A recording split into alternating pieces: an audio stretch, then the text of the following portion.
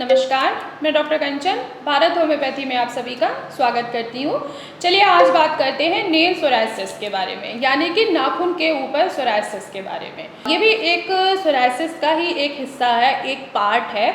जब सोरायसिस हमारी हद से ज़्यादा बढ़नी स्टार्ट हो जाती है तो ये एक एडवांस स्टेज आ जाता है जिसमें वो नाखूनों को भी वो इफ़ेक्ट करना स्टार्ट कर देते हैं। जब ये एडवांस स्टेज और भी ज़्यादा इसकी बढ़ने लगती है सोरायसिस की, ये हमारे स्किन के साथ साथ ये हमारे बॉडी के किसी भी पार्ट को इफ़ेक्ट करती हैं। ये हमारे नेल्स को भी इफ़ेक्ट कर सकती है, ये हमारे जॉइंट्स को भी कर सकती है। तो अगर हम जॉइंट्स की बात करें, इसको सोराइटिक अर्थराइटिस बोला जाता है। तो हम बात करते हैं नेल सोरायसिस के बारे में। तो जब ये स्किन पे जब सोरायसिस की स्टेज जब बढ़ती जाती है तो हमारे नाखूनों को भी इफ़ेक्ट करना स्टार्ट कर देता है। तो अब नाखूनों पे आपको सिम्टम्स क्या क्या दिखाई देंगे? तो आपको ये दिखाई देगा कि आपके नाखून जो हैं उनके बीच में आपको गड्ढे दिखाई देंगे, वो बीच से क्रैक होना स्टार्ट हो जाएगा। आपके नाखून इतने ज़्यादा सेंसिटिव हो जाएंगे कि वो उसी समय नाखून आपका जो होगा वो टूट के निकल जाता है। तो ये सारे सिम्टम्स होते हैं नेल सोरायसिस के। आपको दिखाई देने लगेगा कि आपका जो नाखून है वो ब्राउनिश कलर का होना स्टार्ट हो गया है, ब्राउनिश येलोइश कलर का आपको नाखून दिखाई देना स्टार्ट हो जाएगा। अगर वो सोरायटिक नाखून में वो कन्वर्ट हो रहा है तो ये सारे सिम्टम्स होते हैं नेल सोरायसिस के। आपको एकदम नाखून के टिप्स के पास इचिंग होनी स्टार्ट होगी और वहाँ के आपको स्केल्स दिखाई देंगे, और वो जो स्केल्स होंगे वो कैसे होंगे? सिल्वर कलर के स्केल्स होंगे।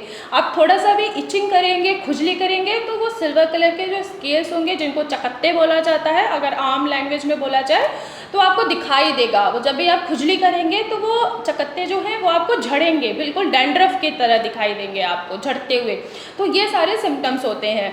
अब इनको आखिर क्योर कैसे किया जाए, अब इनको आखिर स्टेबल कैसे किया जाए? तो बहुत ही आसान है। आप क्या कर सकते हो कि इसके पहले भी मैंने आपको डाइट चार्ट बताया हुआ है कि आखिर जिन भी पेशेंट को सोरायसिस है तो वो अब ट्रीटमेंट के दौरान आखिर वो ऐसी क्या क्या डाइट वो फॉलो करे जिससे उनका सोरायसिस जो है वो पूरी तरीके से क्योर हो सके। तो सेम वैसे ही आपको नेल सोरायसिस अगर आपको है तो आपको फर्स्ट ऑफ ऑल आपको अपनी लाइफ स्टाइल चेंज करनी है। आपको अनहेल्दी डाइट नहीं लेना है, आपको ऐसे डाइट लेने हैं जिसमें ज़्यादा प्रोटीन भी ना हो, ज़्यादा कार्ब्स भी ना हो, ज़्यादा फैट्स भी ना हो।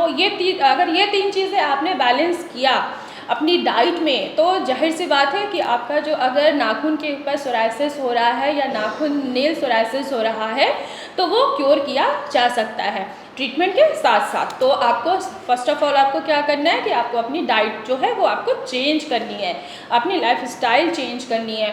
अगर बहुत ज़्यादा उस पर इचिंग हो रही है, खुजली हो रही है या नाखून बहुत जल्दी टूट रहे हैं, ब्रेक हो रहा है, तो आपको कुछ ज़्यादा नहीं करने की ज़रूरत है। बस आपको अपने खाने पीने पे और अपना स्ट्रेस लेवल जो है वो कम करने की बहुत ज़्यादा ज़रूरत है।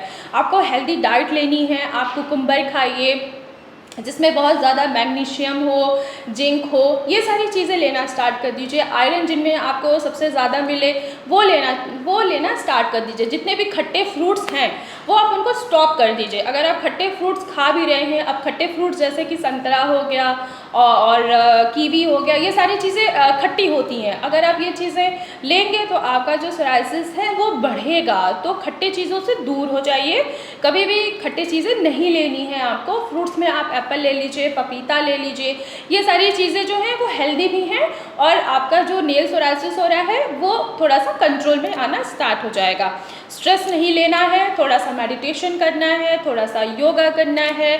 अगर बहुत ज़्यादा प्रॉब्लम आ रही है तो आप ओट्स यूज़ कर सकते हैं। सिंपल जो प्लेन ओट्स मार्केट में आता है उनको आप सोक करके अपने नाखूनों के ऊपर रब कर सकते हैं। आप एलोवेरा जेल अप्लाई कर सकते हैं। सेना नमक जो है वो आप पानी में डाल के उनको अच्छे तरीके से नाखूनों को वॉश कर सकते हैं।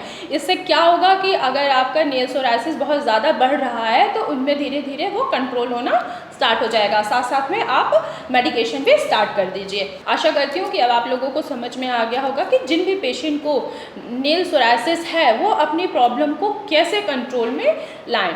तो नेक्स्ट वीडियो में आपसे फिर मैं मिलूँगी।